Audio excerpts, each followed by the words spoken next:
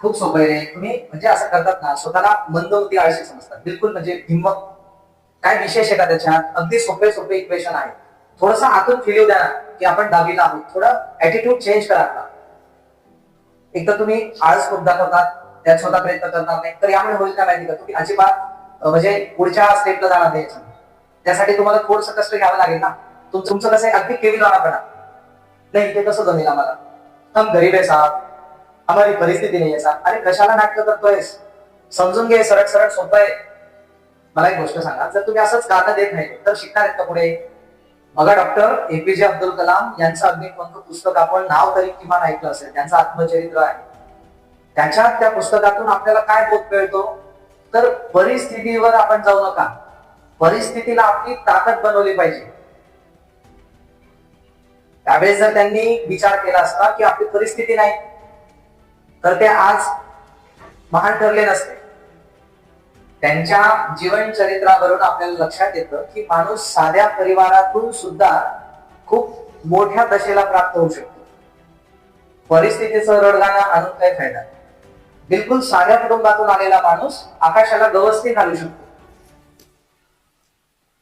त्यांनी परिस्थितीला दोष नाही दिला, त्यांनी परिस्थितीला आपली ताकद बनवली. आणि परिस्थितीला ताकद बनवा. जिथे आपल्याला जमत नाही तिथून शिकायला सुरुवात करा. विचारात चला, कन्सेप्ट क्लिअर करून घ्या.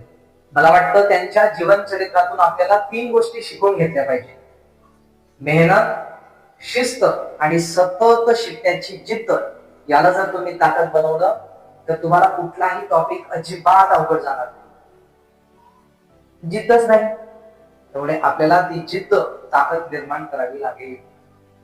नुसतं स्वप्न बघून चालेल का? मी 100 पैकी 90 मार्क मिळवणार, त्याच्यावर वर्क किती करतोय? 0. मिळतील का मार्क? हा सर, कॉपी करून मिळवून घेऊ. ज्या लोकांनी जीवनामध्ये शॉर्टकट केलेला आहे, नकल केलेली आहे, कॉपी केलेली आहे, तर परिस्थिती तशी त्यांच्यावर येते. त्यामुळे स्वतः मेहनतीने जिद्दीने अभ्यासाला लागा. आपल्याकडे अजून जवळपास 10 महिने आहेत, चांगला अभ्यास करा.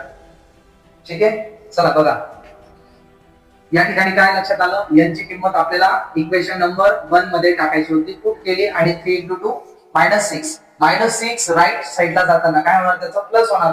साइन चेंज लक्षात ठेवत जा, कारण जर तुम्ही साइन चेंजवर लक्ष नाही दिलं तर पूर्ण ते कॅल्क्युलेशन चुकणार आहे. मायनस साइन तिकडे घेऊन जाणार तर ते उत्तर मायनस मध्ये येणार नाही, मिळणारच नाही ते.